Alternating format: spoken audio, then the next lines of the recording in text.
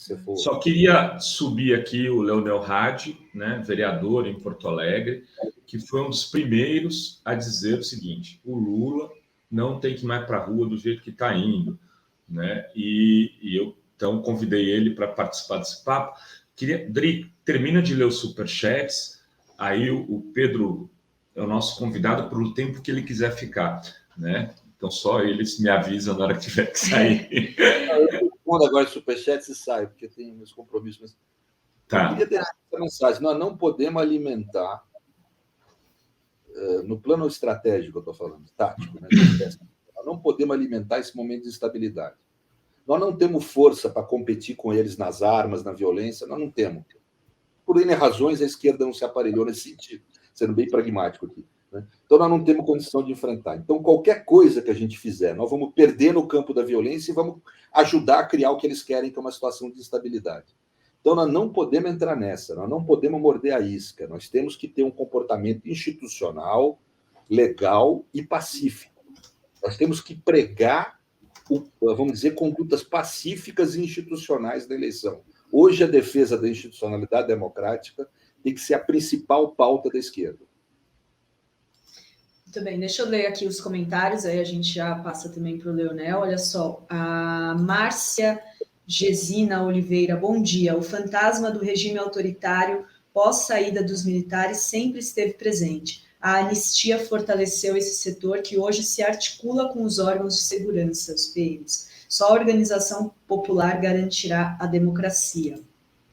A Lu Rodrigues diz: Serrano, ele, o Bozo, poderia usar esses fatos para instaurar a lei marcial no Brasil antes das eleições. Tem também a Juliana Castilho mandando aqui um super sticker. A Leda Terezinha perguntando: existe alguém ou instituição, tanto do Brasil como fora, que pode tirar o Bozo? O Nepentes diz: por que as mídias progressistas não estão já marcando datas para manifestações nas ruas? As mídias progressistas... Não somos líder político, né, amigo? Quantos mais precisam morrer para as lideranças progressistas acordarem?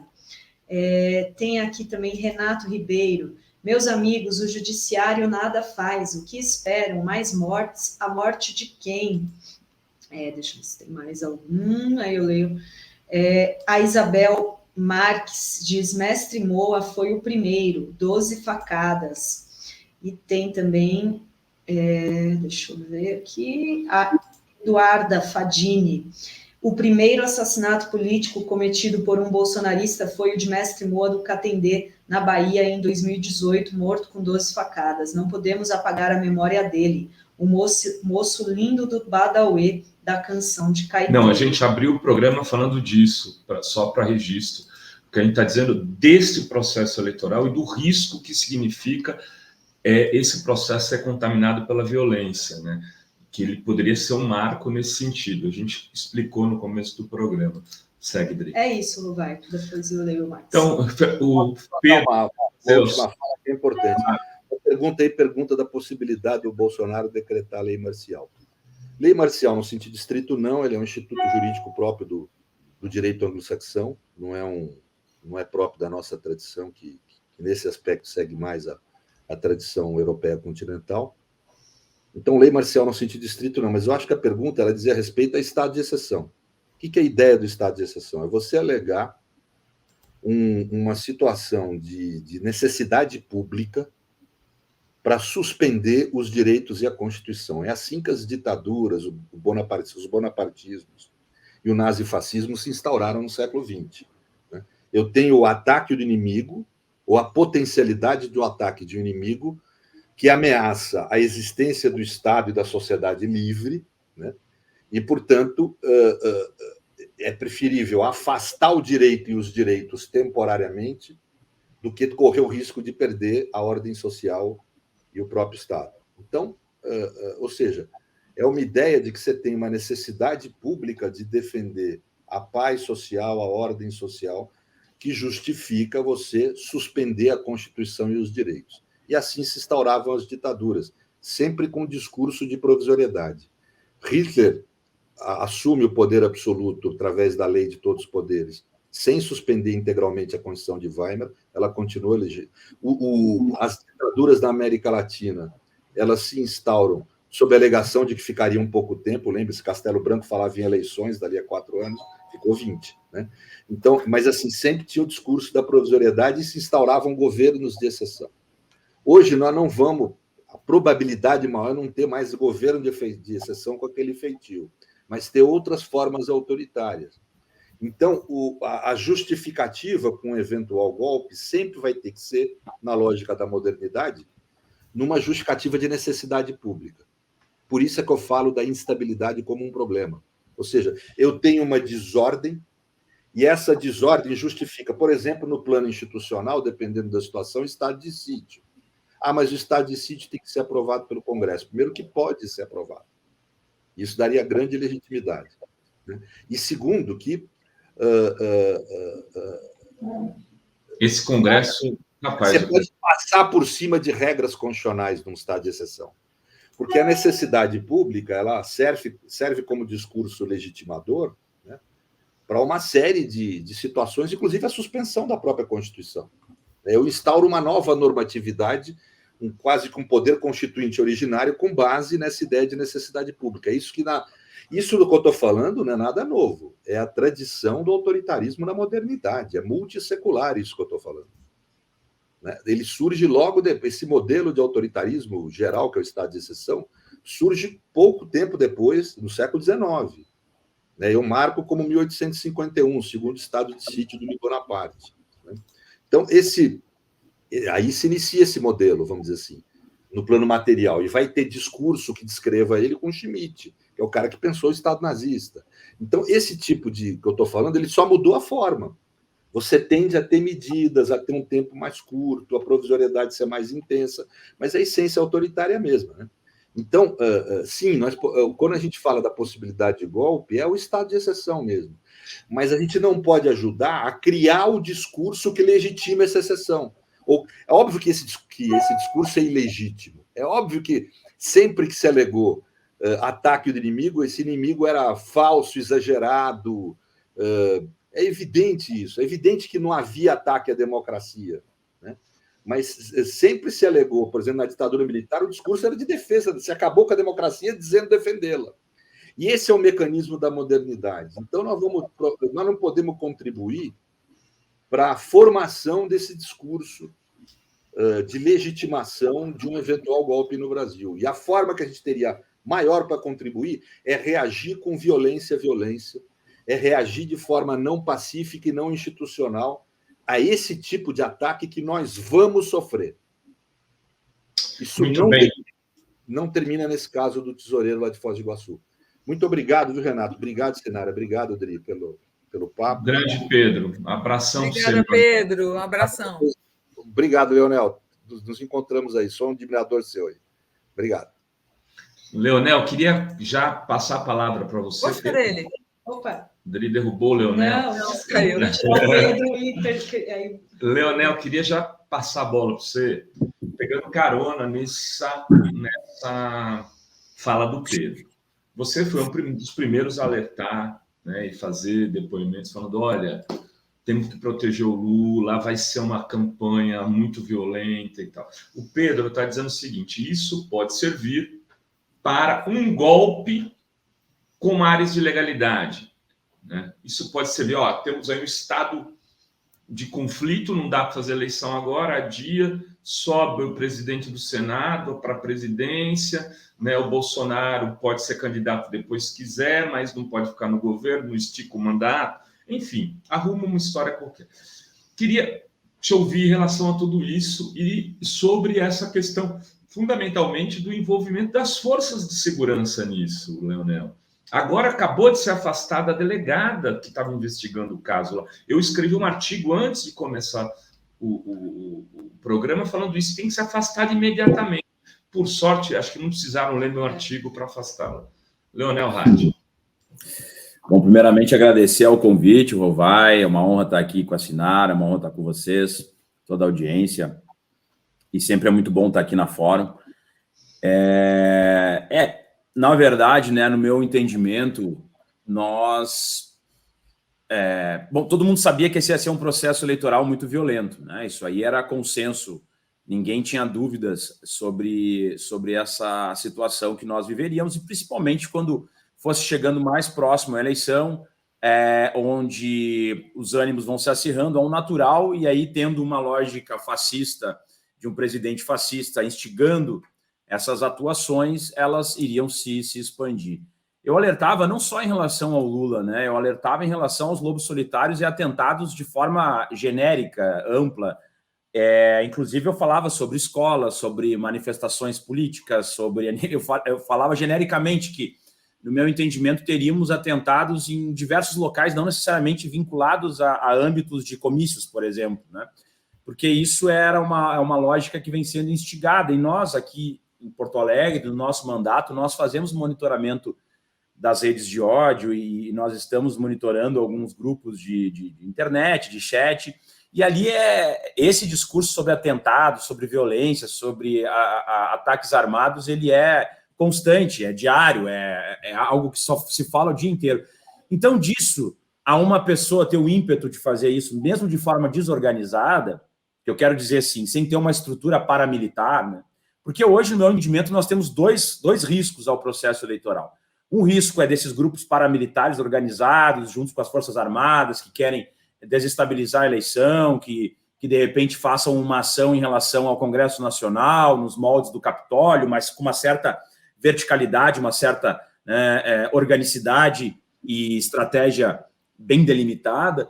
Paralelamente, nós temos também o risco desses lobos solitários, que nitidamente é o caso que aconteceu com o Marcelo, né, do assassinato do Marcelo, que era uma festa de aniversário onde um fanático fascista, né, do ímpeto bolsonarista, seguindo aquilo que Bolsonaro determina, porque é bom que se diga que 2 dias antes Bolsonaro tinha declarado que vocês sabem o que tem que ser feito, né? Quem me apoia aqui sabe o que tem que ser feito. Bom, o que tem que ser feito, afinal? Porque se o processo democrático está sendo jogado, se as instituições estão debatendo o processo eleitoral, o que é a mensagem do dog whistle? Daí a gente tem que voltar a essa lógica do dog whistle, do apito de cachorro.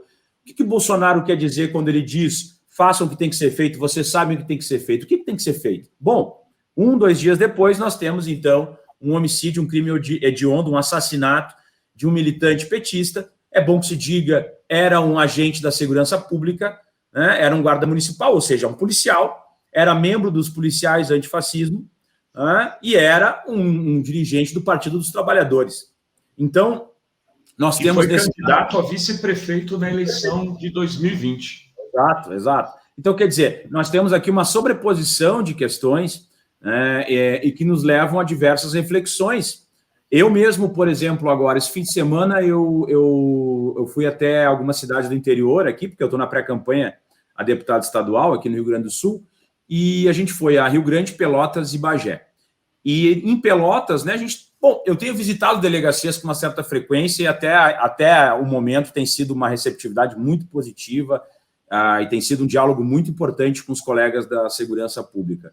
Mas em uma delegacia específica, acabei encontrando aquele perfil que nós achamos que todo policial é, e que até agora não tinha aparecido, por incrível que pareça, que é um policial fascista mesmo, e que tem a lógica violenta, né? E acabei encontrando com ele, né, nessa passagem, e aí ele se declarou, né? O que me chamou mais a atenção é que ele e mais, eram 2, né? Era uma sala com poucos colegas ali, mas 2 deles se apresentaram mesmo como fascistas e como bolsonaristas fascistas. Disseram, não, aqui é fascismo, é bolsonarismo, e policial tem que ser isso aí. E aí começou uma discussão bem acirrada, e todo mundo armado, né, dentro da sala, né?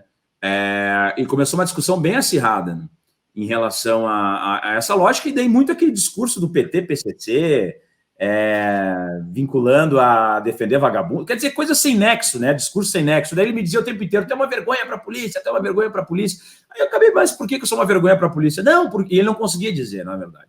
Mas, na verdade, o que ele queria dizer? Porque eu era antifascista, na verdade, né? E porque ele se sentia, e ele me seguia, ele me conhecia das redes sociais, né?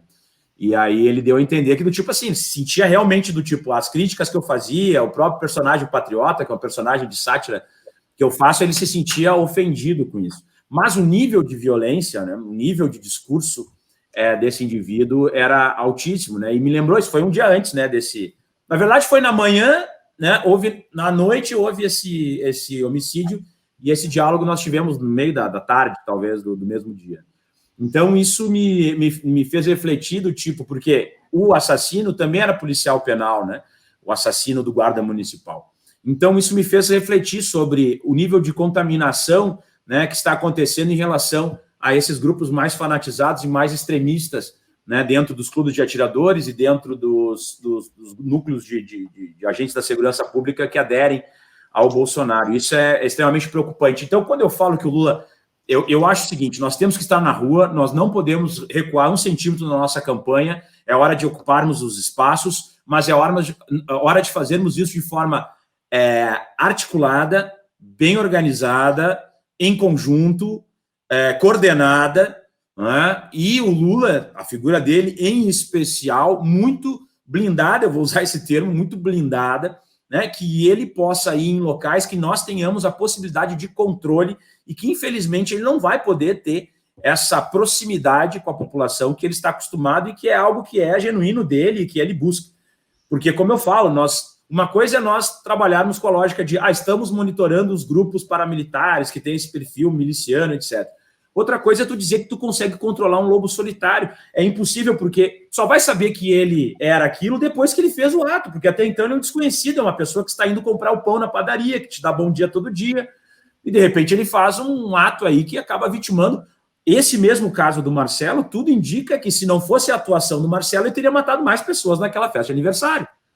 Exato. Né? Ia ser uma chacina, né? Porque ele chegou... Ele defendeu quem estava lá, né, gente? Ele defendeu várias vidas, né? Isso, os bolsonaristas são incoerentes, né? Agora eles estão falando assim, mas ele era petista, estava armado, o cara era policial, ele tinha arma. Ô, Leonel, me diz uma coisa, como é que você acha que essa investigação vai se encaminhar, né? O próprio Rovai falou aqui mais cedo sobre o risco de se tornar um novo Celso Daniel, ou seja, eles quererem reverter para cima da gente. Como é que você está vendo que pode ir essa investigação aí com essa delegada? Eu tenho um cachorro passando atrás aí. O Marcos. O Marcos, vem cá, Marcos, vem cá. Vamos ver, todo mundo gosta de ver o Marcos, vem cá, vamos ver se ele vai entrar. Que fofinho. Ele sempre vem. Rapaz. É um caramelão. Ele late assim, ó, gente. Ele late assim, ó. Cal! O caramelo agora deu. Com ele só que é 1/3. Mas... Bom, então é isso que eu queria que você falasse um pouquinho sobre a investigação, como como essa troca de uma delegada pela outra, a gente já fica até com a orelha em pé, se não vai colocar uma pior. Como é que você está vendo isso? Não, na verdade, as provas são autoconstituídas, né? As imagens são muito claras, as provas testemunhais são evidentes. A única linha que eles podem, e que eu acho que eles vão tentar argumentar, é que houve ali, antes, né, dele retornar, houve uma discussão entre eles e enquanto ele estava armado, né, o agressor ali, agora até esqueci o nome dele, se alguém puder lembrar aí, Jorge Guaranho? Jorge Guaranho, isso. O Jorge Guaranho, ele estava armado dentro do carro, né? E aí tem uma imagem antes de ele voltar. E que daí o Marcelo, eles ficam discutindo ali, ele dá ré e tal, agride, daí o Marcelo joga, acho que um copo de cerveja, alguma coisa assim. O pessoal fala em um copo de cerveja, a delegada está falando em pedras. Eu também... Muito fácil. Não, mas no direito, é que assim, ó, no direito, daí eu vou falar juridicamente, né? E pena que... Mas, enfim, no direito, na verdade, tanto faz. Porque... existe uma questão, né, que tu pode ter uma minorante, né, uma redução de pena, se a tua reação foi após uma injusta agressão, tá? Não seria legítima defesa porque seria desproporcional, mas existe um debate sobre, o que te levou a fazer tal ato? O fato isso tem que ser imediato dentro do direito. O debate dentro do direito teria que ser uma resposta imediata.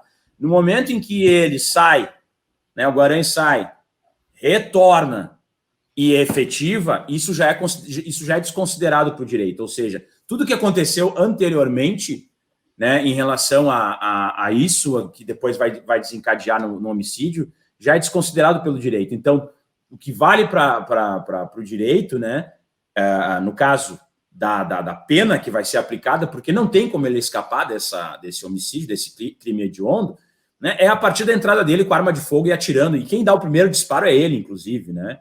E o Marcelo, na verdade, ele depois de tomar o primeiro disparo, até o segundo disparo é que ele inicia, né, os disparos ali que acabam freando a injusta agressão. Então, quer dizer, existiu uma legítima defesa por parte do Marcelo e um homicídio qualificado, né, por parte do Guaranho, do bolsonarista. Então, na verdade, não tem como essa história ser contada de outra maneira. Tá? Agora, quando a gente vê a delegada, essa primeira delegada, que era bolsonarista, né, tomando aquela, mas ele foi chutado, mas ele foi, houve uma agressão anterior, isso, na verdade, nada disso interessa. Interessa que era uma festa de aniversário particular, onde as pessoas o agressor, né, o Guaranho, não conhecia o agredido num local que não era um local central, como registrou a Rosana Herrmann. Você via que era uma rua que não tinha carros, o cara foi lá para isso, né, Leonel? Não, é uma festa particular num ambiente fechado, né? Exato. E aí o indivíduo foi lá para fazer provocações armado, né, no aniversário de uma determinada pessoa, né, fazer agressões verbais, xingamentos, ameaçar, né, com arma de fogo, e depois vai lá e efetiva, né, o crime. E mata, então, um agente da segurança pública, né, um membro do Partido dos Trabalhadores, por ódio político, pelo simples fato de ele estar fazendo um aniversário com motivação política do seu próprio partido, em homenagem a um candidato. O bolo do Lula. O motivo do assassinato foi um bolo do Lula. Exatamente. Então, quer dizer, a gente ficar relativizando isso, né, demonstra nitidamente, né, o nível do fascismo, da fascistização que nós vivemos no nosso país. Porque simplesmente, né, o que deveria ser dito é o seguinte: olha, isso é um crime hediondo, tem que ser punido e nós não podemos tolerar isso. Não, nós vemos as respostas, né? O Mourão chegou a dar uma declaração agora há pouco que ele disse o seguinte: é muito triste isso, mas isso acontece toda hora no Brasil. Quer dizer, como assim acontece toda hora? Entende? Como assim acontece toda hora no Brasil? Isso não acontece toda hora no Brasil. E não deveria acontecer. Se acontece, não deveria acontecer, sabe? Então, nós vemos assim, é sempre uma diminuição da gravidade do quadro, é uma diminuição e, na verdade, é um incentivo até mesmo, né? Porque quando a gente começa a dizer que tem que metralhar a petralhada, fuzilar a petralhada, que a gente tem que... Vocês sabem o que tem que ser feito, um povo armado jamais será escravizado. Bom, na cabeça dessas pessoas, a escravização seria perder uma eleição para o Lula. E na lógica deles, o povo armado não vai ser escravizado, eu vou fazer como a minha resistência armada para não ser escravizado? É matando as pessoas que, em tese, querem me escravizar. A linha de raciocínio é muito simples. A linha narrativa é evidente. Quer dizer, a gente menosprezar os sinais que são dados, os comandos que são dados, e o mundo real isso acontecendo... Leonel, ele disse literalmente: vamos fuzilar a petralhada. O Marcelo Arruda, ele foi fuzilado, ele seguiu ordens explícitas do presidente da República, que teria que ter sido responsabilizado como mandante indireto desse crime. E tem outra questão. Só o Flávio Bolsonaro, você viu que ele falou: não, se fosse durante o governo do PT... o Marcelo não poderia ter reagido porque ele não ia estar armado. Olha só a mentira, né? Porque ele era um policial. O PT não defende tirar arma de policial, né? Não, eu quero falar... Quem não defende deveria começar a pensar em defender. Não, mas olha só, né? A gente tem uma questão envolvendo, por exemplo, esse debate sobre armas de fogo, né? Que diziam que as mulheres têm que andar armadas porque as mulheres vão ser violentadas, então com uma arma de fogo elas vão ser, né? Teve essa lógica do empoderamento das mulheres. Bom, semana passada uma advogada foi morta aqui no Rio Grande do Sul, pegaram a própria arma dela, deram um tiro nela porque ela estava tentando intervir numa briga de casal. Exato. Tá entendendo? E outra, né? Ao mesmo tempo, então, que tivemos uma pessoa que se defendeu armada, teve outra que matou a pessoa armada. Quer dizer, isso não é debate, né? Para esse momento, isso não é debate. Não é tu fazer da morte, né, do Marcelo um debate sobre armamento ou não armamento, isso aí é canalice, porque o ponto é, a família Bolsonaro tem a sua digital nesse homicídio. Isso não pode ser colocado em segundo plano. É importante que os meios de comunicação de massa façam essa referência. Aqui tem o jornal O Correio do Povo, que é um jornal do Edir Macedo, que simplesmente disse o seguinte: não, isso foi... a intolerância política gera um homicídio. Não é intolerância política. Não é intolerância política quando só um lado morre, quando só um lado é ameaçado, quando só um lado é massacrado. Entende? Quando só um lado tem que ficar se defendendo, a polarização. Isso não é polarização, isso é fascismo. Isso é fascismo nítido, claro, e ele instiga essa violência. Então, essa questão da falsa assimetria, não existe extremos, existe um extremo, que é o fascismo representado pelo Bolsonaro. Esse é o extremo. É o extremo que quer eliminar a democracia, que quer eliminar as instituições, que quer eliminar a divergência, que quer eliminar todos aqueles que não pensam da mesma maneira, eliminar fisicamente. Já está claro que o objetivo é eliminar fisicamente. Tanto é que se inspiram no que aconteceu no Capitólio, que a tentativa foi eliminar os divergentes lá, né, a oposição de dentro do Capitólio, que teria derrotado o Trump, para colocar o Trump a todo custo, mesmo derrotado nas urnas do governo. E eles se inspiram nisso e querem fazer algo muito pior e que já está acontecendo.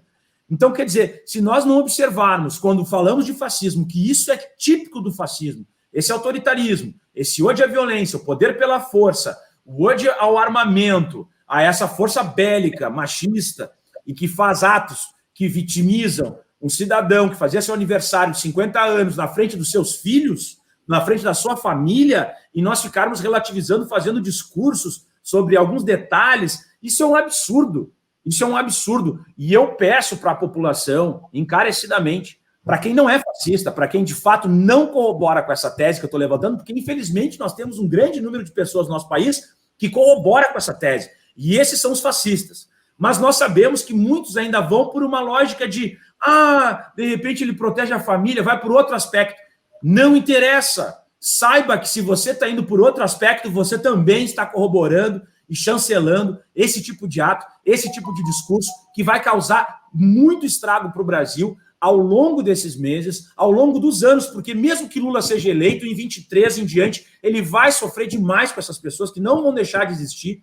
Nós temos um aumento de 400% nos CACs, que são os caçadores, atiradores e colecionadores, e o Exército, as Forças Armadas já declararam que não sabem para onde foram essas armas, qual a quantidade de armas e qual o calibre dos armamentos que foram distribuídos para essas pessoas. Nós temos, e não é nenhum preconceito em relação a isso, mas nós temos pessoas que trabalham com limpeza, faxineiras, que nós sabemos que hoje tem uma renda muito baixa, infelizmente, que compraram 3, 4 fuzis.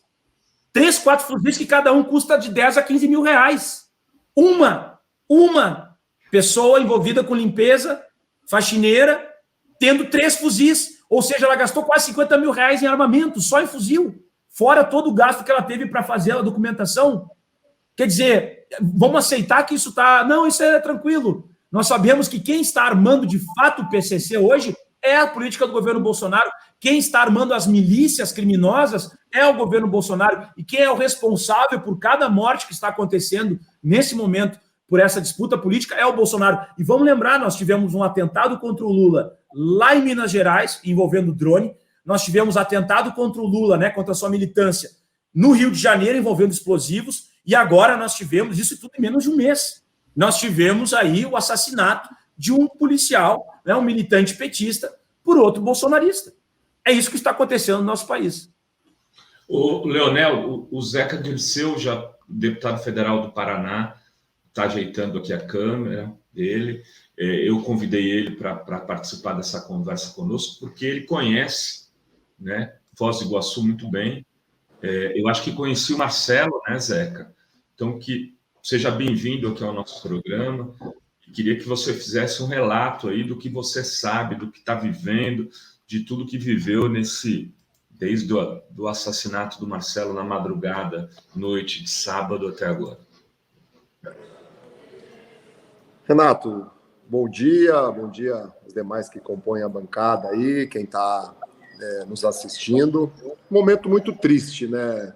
E o que eu acho que é mais triste ainda é a gente ver que o que aconteceu com o Marcelo, esse assassinato, não é um fato isolado. É um fato que se soma a várias outras situações onde a violência é evidente. E ela é estimulada pelo Bolsonaro e por alguns dos seus mais próximos de forma cotidiana há muitos anos. Então, o que a gente vai ter que avançar agora é no sentido do poder judiciário, das polícias, terem um rigor a mais. Tem que ter consequência, tem que ter punição, tem que ter restrição, tem que ter, né, algo que breque, pare esses atos, esse estímulo ao ódio, à violência, essa aposta no conflito, essa aposta na mentira, essa aposta, né, em armar as pessoas, em fazer as pessoas entenderem que é na violência que se resolve as coisas. Que bom, e a gente fica feliz, a gente sabe disso, que o Lula simboliza o oposto disso, né? O Lula é um homem do diálogo, do entendimento, é um homem que sempre trabalhou, né, o conceito da paz, do amor. É isso que vai ter que vencer nesse período tão difícil. Lá em Foz do Iguaçu, eu estava lá, inclusive, essa semana toda, tenho muitas relações, conheci o Marcelo, a sua família, a sua esposa. O clima é de desolação, é até mesmo um clima de medo, mas com muita fé e coragem a gente vai sim se reerguer e não vai permitir que prospere, né, esse quadro de ameaça, de tentar nos amedrontar, de tentar nos fazer recuar. Está acontecendo aqui no Paraná, uma coisa que é até curiosa, acho que deve estar acontecendo em outros estados, eu recebi várias mensagens ontem, hoje, né, de um conjunto ainda maior, muito grande de pessoas que fazem questão agora, nos próximos dias, nas próximas semanas, de fazer a sua festa de aniversário caracterizada com o PT, com o Lula, como uma homenagem ao Marcelo, como uma prova da nossa coragem, da nossa resistência. Nós não vamos recuar de maneira alguma. Agora, lá em Foz do Iguaçu, a gente está com uma atenção muito grande, o nosso setorial de segurança pública, inclusive do Estado, está mobilizado, vai ter um ato lá acontecendo essa semana, já teve uma nota, e nós estamos muito atentos à maneira como está se manifestando a delegada responsável pelo caso. Não sei se vocês já discutiram isso, né? Quando ela vai para as TVs, como ela fez ontem, e começa a questionar... Foi substituída, Zeca. Acaba de ser substituída. Não sei se você viu isso. Eu estou em agendas, eu estou em Guarapuava, eu estou em agendas, estava visitando outras cidades, vou ter que pegar voo, me deslocar para Brasília, que o presidente Lula vai estar em Brasília essa semana, mas que bom que ela foi substituída. Vou até ligar para o governador, vou cumprimentar ele, parabenizar ele, porque a maneira como ela tratou o tema, quando ela começa a querer achar que é importante se as pessoas tinham bebido ou não, é uma coisa surreal, inaceitável. Daqui a pouco a vítima está virando, né, o bandido do contexto, né? Não, chamou de vítima o assassino. Chamou de vítima. Disse que a vítima foi agredida por gente que chutou depois de alvejado. Alto lá, né? Esse pessoal... Bom, desculpa. Numa semana, o Bolsonaro disse que Jesus devia ter pistola. Na outra, ele disse que ele falou fuzilar petista no sentido figurado, gente. É muita cara de pau, viu? Olha, eu realmente não tenho mais estômago, não. Olha só, tem aqui superchats, eu vou ler aqui para a gente voltar aqui a esse assunto, eu vou agradecer a galera, pode mandar superchat aqui. Tem o Lepentes dizendo, durante a pandemia tinha panelaço toda semana em manifestações nas ruas. Quem organizou? Qual a liderança que pode organizar e divulgar isso? Demorou. Muita gente aqui pedindo, né, atos contra, né, essa violência política. Reni Bastos Silva, a delegada foi dúbia, revoltante. Tem aqui uma pergunta do nosso membro, Paulo Marques Hadi, não seria um crime premeditado com dolo, já que ele sai e volta, não teve um planejamento? Com certeza. Vamos passar e daqui a pouco eu volto. Hadi Zeca. Não, o dolo existe, isso aí não tem dúvidas, né? Mas é que a premeditação, né, ela pressupõe um período maior de preparo, mas pode ser considerado uma premeditação quando tu sai, de repente foi lá buscar mais munição. Esses são detalhes, né? A premeditação tem que ser melhor averiguada. Agora, o dolo e o crime hediondo já está comprovado, né? A qualificadora já existe, isso aí que foi um crime hediondo, isso aí não tem debate a ser feito, né? Não existe nenhuma forma, né, desse crime ele ter uma reviravolta em qualquer tipo de investigação, né? Agora a gente só espera que ela seja realmente isenta e que ela diga nominalmente que isso tem relação, sim, com o Bolsonaro. Acho que esse é o ponto-chave, né? E não relativizar absolutamente nada que aconteceu, né? Porque foi tudo uma violência vindo de um lado só, tudo o que veio do outro lado, que é do nosso lado, foi em legítima defesa. Foi na defesa da vida, na proteção das pessoas que estavam naquela festa de aniversário particular. É bom que se diga mais uma vez em que ninguém foi procurar provocação, ninguém foi procurar conflito, ninguém foi procurar diálogo, as pessoas não se conheciam, né, e o indivíduo achou por bem, deliberadamente, ir lá, fazer tipo de, né, provocar de forma violenta, com arma de fogo, e depois executar as pessoas daquela festa de aniversário, pelo simples fato de serem petistas. Eu entendo, viu, Rovai, que o Marcelo, além de vítima, é um herói. Se ele não tivesse reagido, com certeza, provavelmente, muitas outras pessoas teriam morrido ali numa ação, né, de arma ali, que o fato, né, do assassino ter saído e depois ter voltado, né, mostra que ele premeditou, que ele planejou, na minha concepção, essa ação. E a forma como ele desce do carro, né, as imagens são muito claras, ele não desce para conversar, para tirar a prova de alguma coisa, ele já desce atirando, já desce com a arma em punho. Então ele foi lá para assassinar, de fato, o Marcelo, ou quem mais, né, tivesse ali na linha de tiro, ou alguém que ele não gostava, ou alguém que ele não tinha simpatizado. E quando todas as testemunhas falam a mesma coisa, ele chegou na primeira vez com a música do Bolsonaro, ele chegou gritando Bolsonaro, mito, né, xingando as pessoas, agredindo verbalmente as pessoas, está evidente que a motivação ela é política, né? Não dá para a gente passar pano para isso, a gente desconsiderar, né? E o Bolsonaro é conhecido, né? As falas do Bolsonaro, as atitudes dele são conhecidas e reconhecidas até pelos seus, né? Ele estimula e tem estimulado a violência, o ódio, né? Que as pessoas se armem, que as pessoas, né, reajam, ameacem. Isso é evidente, né? Ele não quer o debate das ideias, até porque ele não tem ideias. Ele não quer o debate de legado, até porque ele não tem legado, ele não fez nada pelo país. Ele não quer a comparação de dados de governo, porque a comparação é tudo 7-1, é 10-0, quando a gente compara o quanto de bem que o Lula fez para o Brasil, o quanto a gente conseguiu governar esse país, e o quanto de mal que o Bolsonaro fez. Eu acho que é isso que nós temos que tratar como, né, tônica, como ênfase, né, para esses próximos dias, para as próximas semanas e para os próximos meses. E a gente tem que pôr mais força no rigor de não aceitar nenhum tipo de ato que estimule a violência, né? A gente tem que estar agora patrulhando, fiscalizando, monitorando, não só o Bolsonaro, mas todos os seus e os seus apoiadores. Eu, com quem eu conversei aqui no Paraná, eu tenho passado essa orientação. Percebeu na internet, numa publicação, num grupo de WhatsApp, num fato na rua, documenta, testemunha e denuncia. Nós temos que gritar alto. Não vamos aceitar mais a violência, o ódio, a mentira e as ameaças.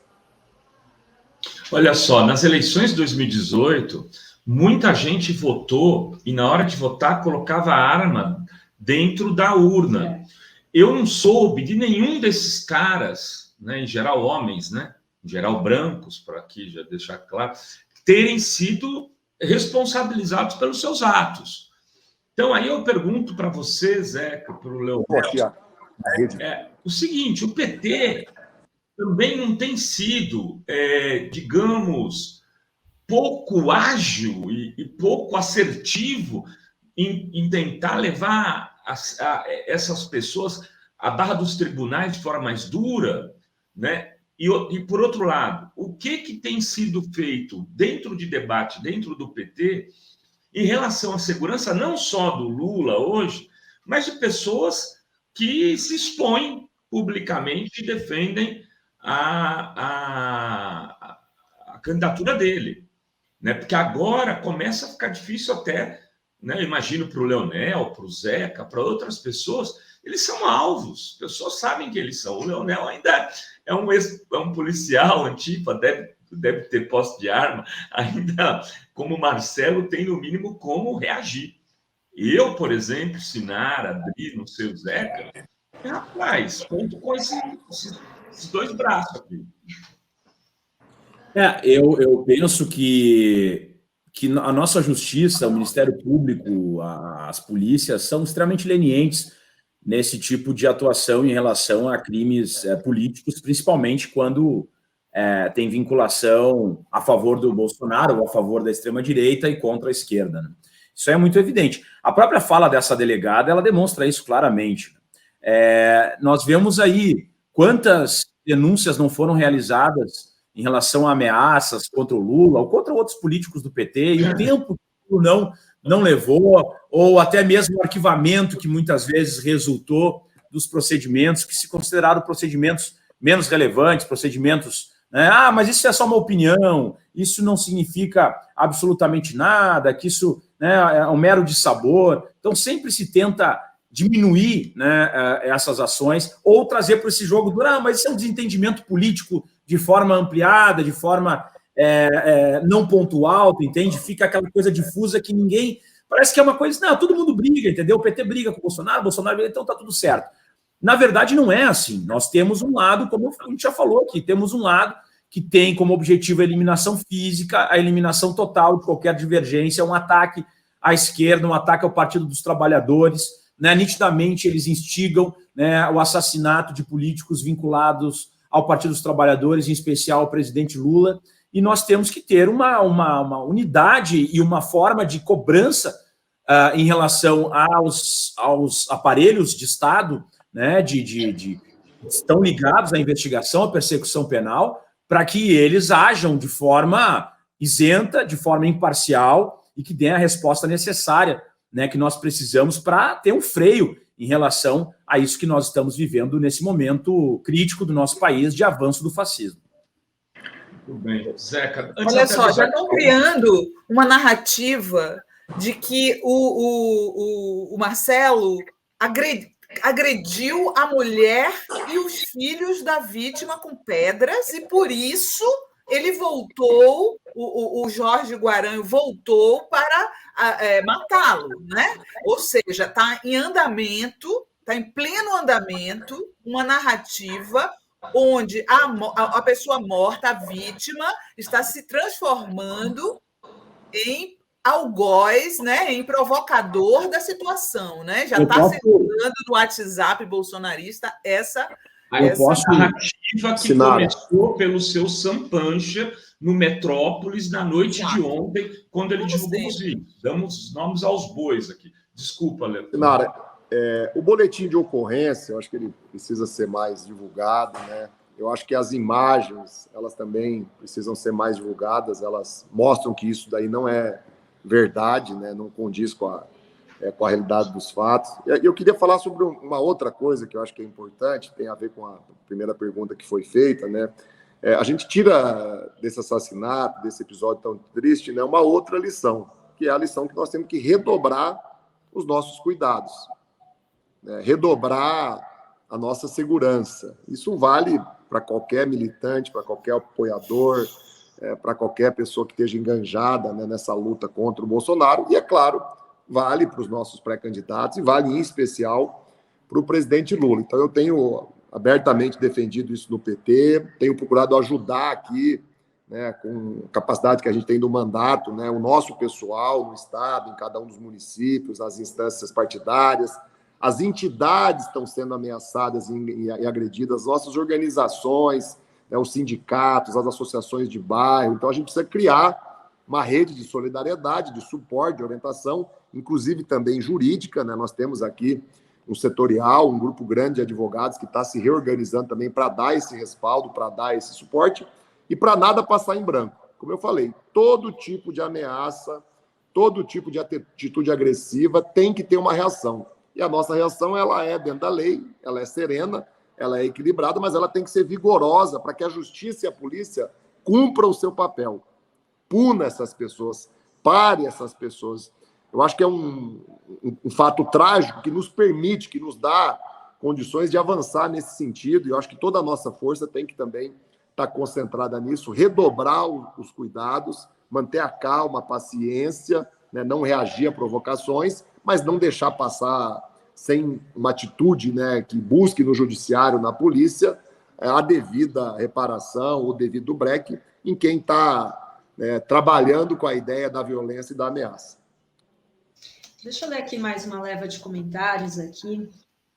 O Vinícius Curcio diz aqui, importante apoiar a causa antifascista, inclusive nas polícias. Votei no rádio para vereador e tenho meu apoio para deputado estadual. Tamo junto. O Marcos Ramalho diz aqui 3 a 6 meses. Espera aí que O Bozo nada fez pelas polícias, pelos policiais. Por 36 meses, 36 acho. meses, aqui tá aqui. 36. Tem a Priscila Pessoa dizendo: a esposa do Marcelo foi uma verdadeira heroína. Não fosse o empurrão dela, o assassino teria acertado Marcelo antes que este pudesse revidar. O assassino poderia ter vitimado mais pessoas. Muito Perfeito. Perfeito. Acabei de ver as imagens aqui, não tinha visto ainda. Meu Deus do céu, que coisa horrível. Cenas de bang bang, né? Que é exatamente o que o bolsonarismo quer transformar o Brasil. Num bang bang constante, em que todo mundo saque a arma. É isso que ele quer, né? Ô Zeca, você falou com o teu pai depois desse episódio? Falei muito pouco, viu, Romain? Eu vou me deslocar para Brasília hoje. Eu estou aqui em Guarapuava, né? Eu pego um voo para São Paulo e faço uma conexão a Brasília. Aí eu vou ter a oportunidade. Mas ele estava muito preocupado, né? Inclusive insistiu muito para que eu fosse à Foz do Iguaçu. Eu estou a 5 horas, né, de carro, não tem deslocamento aéreo aqui da onde eu estou bem na região central do estado, então eu não consegui voltar à Foz, né? Ele fica preocupado, é claro, com a minha segurança pessoal, mas num contexto geral com a segurança de todos nós, do próprio presidente Lula, mas o sentimento dele é aquele sentimento de sempre, né? Nós temos que manter a fé, a coragem, seguir enfrentando, né? Essas coisas não podem de maneira alguma nos fazer recuar, né, do propósito de tirar o Brasil dessa tragédia, desse atraso, né, devolver o Lula a condição de fazer o Brasil ser feliz de novo e pacificar esse país. Eu queria recomendar a você, ao Leonel, a todo mundo, e até se você pudesse dizer ao teu pai, que assistisse a análise do Pedro Serrano hoje, no começo do programa, né, durante uma meia hora, 40 minutos, ele fez uma análise.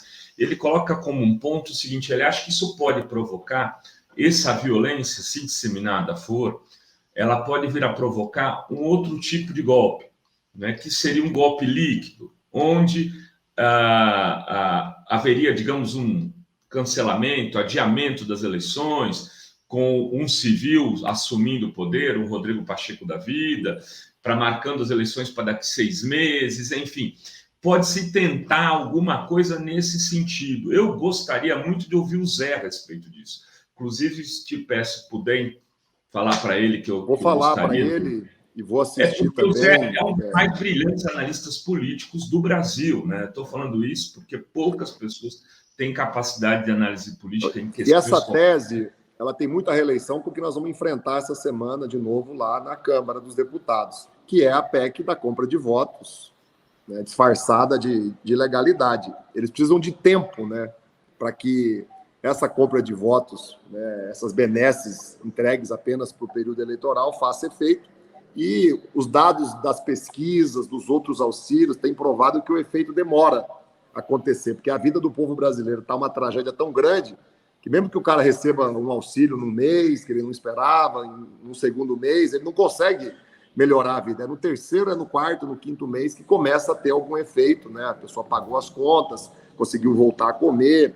Então, essa tese, ela é uma tese que a gente precisa, sim, se preocupar. Eu vou assistir, viu, Renato? E eu queria agradecer vocês, eu não vou conseguir ficar mais tempo aqui, né? Antes de você sair, só queria te dizer que você está recebendo um abraço aqui do João Pedro, autista dos desenhos. Ele fez um desenho para ti. Fala, quero boa ver tarde, depois. meu amigo Zeca. Eu tive a honra de ter feito esse desenho, se filiou ao PT, conta a história dele. Quero mandar um beijo para o João Pedro, ele não podia deixar de falar antes de sair. Deixar um abraço, então, para a Sinara, para a Adri. Desejar sucesso aí ao Leonel na caminhada dele, aí da pré-campanha, que ele tenha muito êxito, né? Você está cada vez mais parecido com seu pai, viu?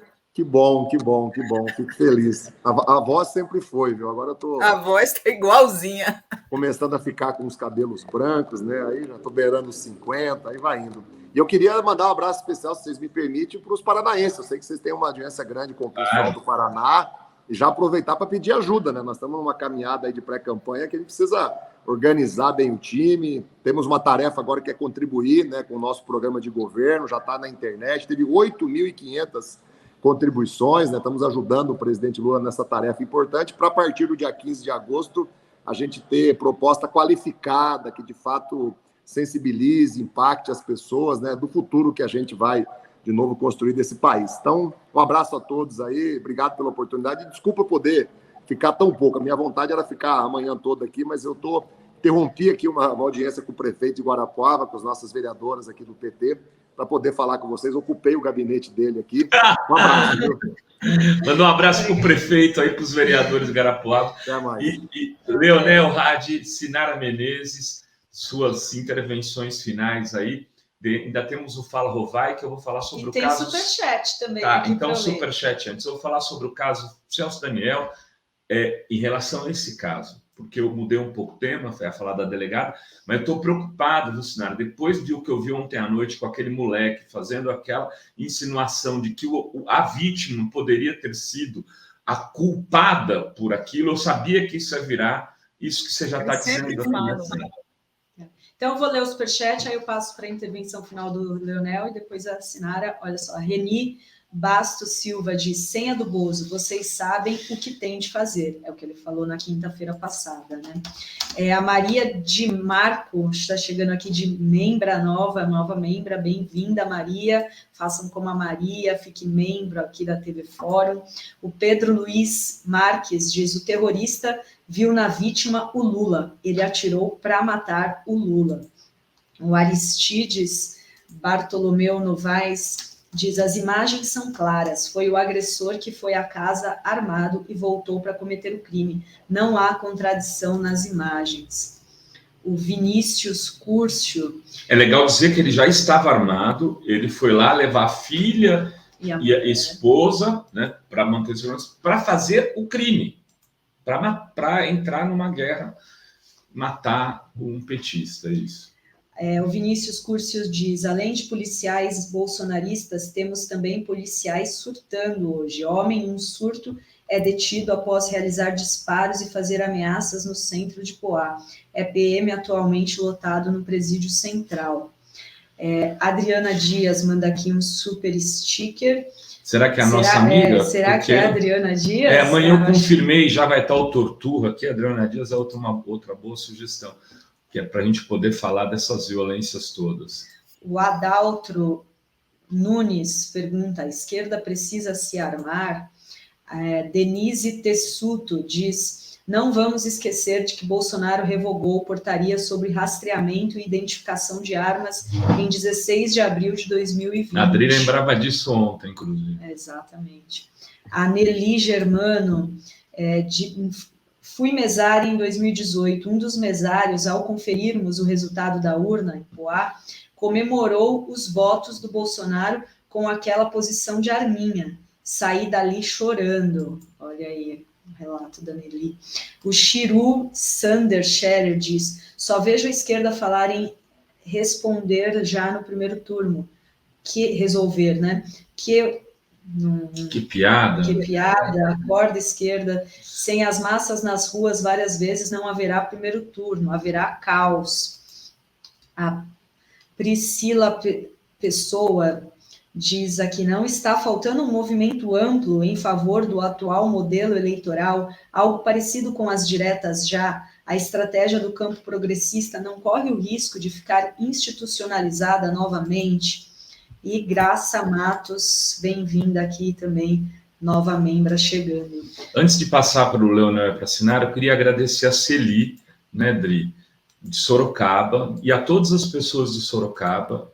A Celi em especial, porque ela nos abrigou. Legal lá? Ela nos abrigou, Sinara. Eu, Dri, Renê e Edgar, 4 pessoas, pôs para dormir, me cedeu a cama, foi uma coisa assim, a gente ficou todo constrangido, né? E ajudou a organizar o lançamento do livro em Sorocaba. Para mim foi um sucesso, vendeu praticamente 30 livros, a gente foi assim de improviso. Então, Celi, um beijo no seu coração. Então, Leonel. Só queria fazer, né, quando foi falado sobre essa versão da morte do Marcelo, que a rede bolsonarista já teria feito uma nova versão, isso me lembra a morte da Marielle, porque sim, eu me lembro que acho que a Marielle foi assassinada na noite, e eu me lembro que eu retornei para a delegacia, sei lá, 8h30 da manhã, estava chegando para o trabalho, e já existia dentro dos grupos policiais aquela foto dela fake, que não era ela, na verdade, como se ela estivesse no colo do Marcinho VP, aquela versão de que ela teria sido morta pela guerra, né, do tráfico lá. Então, a gente observa que as redes bolsonaristas, elas atuam muito nessa destruição de reputações, de imagens e de contar versões. Agora o Bolsonaro deu uma declaração dizendo que o Adélio Bispo era do PSOL, sendo que ele não era filiado ao PSOL há muito tempo, foi filiado em determinado momento. O que nós temos também, então, a gente poderia dizer assim, o Adélio Bispo também encontrou teu filho num clube de tiro lá, que era vinculado a vocês, algumas semanas antes. Então, a gente pode dizer qualquer coisa, né? Então, também para contra-argumentar, mas já começa essa coisa de tentar trazer, aproximar com esse tipo de estratégia criminosa, né, dos bolsonaristas. Então, isso é um comportamento comum e que vai acontecer, infelizmente, mas aí a justiça tem que vir e a polícia também tem que vir e dar a resposta necessária a esse tipo de situação para dirimir esse tipo de propagação de conteúdo. Bom, queria agradecer demais a oportunidade, quero fazer alguns alertas, né? Não acho que a gente tem que entrar nessa disputa de se armar, honestamente, tá? Como foi bem falado aqui, essa lógica de vamos também ter a nossa lógica de nos armarmos e tal, isso só vai dar mais argumentos para a extrema-direita, dizendo que é tudo a mesma coisa, e daí daqui a pouco entra num confronto arma com arma, vão dizer que, bom, a gente tem que intervir porque, afinal de contas, o caos está instalado e nós temos que eliminar também os agressores externos, e daí na narrativa quem tem mais força acaba ganhando, né? E nós sabemos hoje que por investimento, por toda uma estratégia, existe mais força para o lado da extrema-direita, e a esquerda tem um histórico no Brasil de defender, né, uma restrição à propagação do armamento, claro, armar as forças de segurança, mas não defende o armamento por parte da população civil. Claro, tem a questão da posse, que tem em casa e tal, isso vem desde o Estatuto do Desarmamento, isso que é importante que se diga, né? Aqui no Brasil nunca foi proibido o comércio de armas de fogo. O que nós debatemos de forma mais profunda é o porte, é andar armado em qualquer lugar, que foi o que acabou, né, trazendo essa tragédia aí no Paraná, por exemplo, embora sejam 2 agentes da segurança pública, né? E aí eu volto a refletir também uma reflexão ali. Estava dizendo, mas assim como tem policiais fascistas matando, tem policiais fascistas surtando, mas tem policiais antifascistas morrendo também, né? Como eu falei, o Marcelo é um policial antifascista. Não podemos apagar esse detalhe, porque senão parece que a polícia só mata, a polícia só é direita, a polícia... Não, perdemos um colega policial, né, um guarda municipal petista antifascista. É bom que se diga isso com todas as letras e nós não apaguemos esse detalhe, né, do companheiro Marcelo, né, porque isso é muito importante para que a gente saiba também que nós, policiais antifascistas, também somos vítimas da violência da extrema-direita, também somos alvo dessa violência da extrema-direita. E, por último, volto a repetir, é muito importante que nós estejamos nas ruas, ocupando as ruas, mas é muito importante que isso seja feito de forma coordenada, que isso seja feito de forma organizada, que nós tenhamos o controle de quem está participando desses atos e não seja de forma horizontal, de forma todo mundo se junta com bandeiras determinadas, porque isso pode ser a chancela e a senha que se necessita para daí começar atos de quebra-quebra, de vandalismo e depois eles legitimarem ações contra nós mesmos. Então, basicamente é isso. Muito obrigado, estamos à disposição. Amanhã eu acho que eu vou estar aí também, 9 horas da manhã, né, no café. Que legal, Léo. Estaremos aí novamente. Prata da casa, hein? Você já é prata da casa, hein, Leonel? Já virou sócio do YouTube da Fora. Leonel, imagino que esse nome não seja por acaso, né, Leonel? Não, é homenagem ao Brizola, é homenagem ao Brizola. Grande, Leonel. Olha só. Obrigada, Leonel. Boa semana para você. Obrigado. Tchau, Leonel. Obrigada. Tchau.